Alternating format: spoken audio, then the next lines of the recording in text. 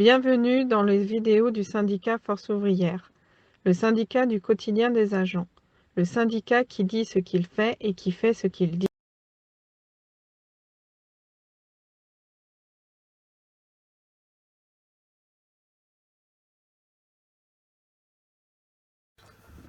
Bonjour à toutes et à tous, c'est la seconde vidéo du syndicat Force ouvrière. Nous avons été encouragés par de nombreux agents pour développer ce support d'information. Le syndicat Force ouvrière Aéroport de Paris a donc décidé de lancer une lettre ouverte au PDG sur la nécessité de revenir sur les indemnités kilométriques.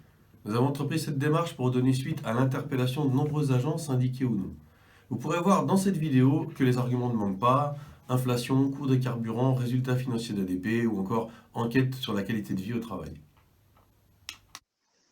Avant de lancer cette initiative, nous avons proposé aux autres syndicats d'ADP de s'associer à cette démarche. À ce jour, nous n'avons pas eu de réponse. Alors, devant l'urgence de la situation, nous avons décidé de lancer notre lettre ouverte au PDG. Pour autant, soucieux de l'action commune, nous espérons que d'autres syndicats se joindront à nous. Chacun le constate, les prix des carburants s'envolent comme en témoigne la courbe publiée par la presse. La direction ne pouvait pas deviner l'inflation, mais aujourd'hui, avec les résultats financiers annoncés par le PDG, il n'y a aucune raison que la situation perdure ainsi pour les agents.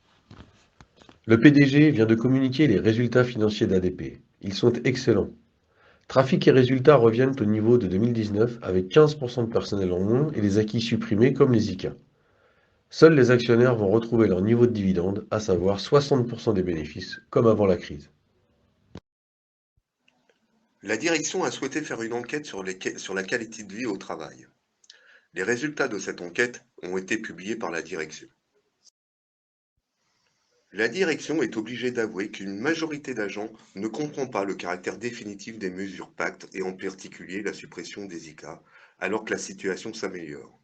Pour reprendre l'expression de la direction, c'est vécu comme une rupture du contrat de confiance. Il ne tient qu'à la direction de revenir sur ce contrat en réactivant les ICA. Et maintenant, en quelques heures, la lettre ouverte au PDG a été signée par 234 agents de toutes catégories, de l'agent d'exécution au cadre.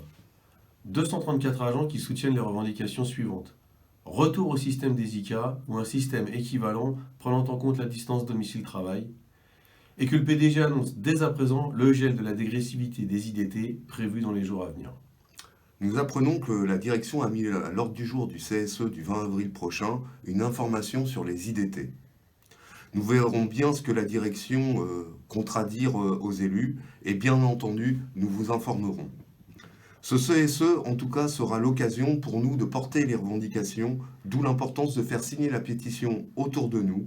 Vous pouvez retrouver le lien dans la description de cette vidéo YouTube. N'hésitez pas à la partager, cette vidéo, ainsi que la lettre ouverte. Merci à tous.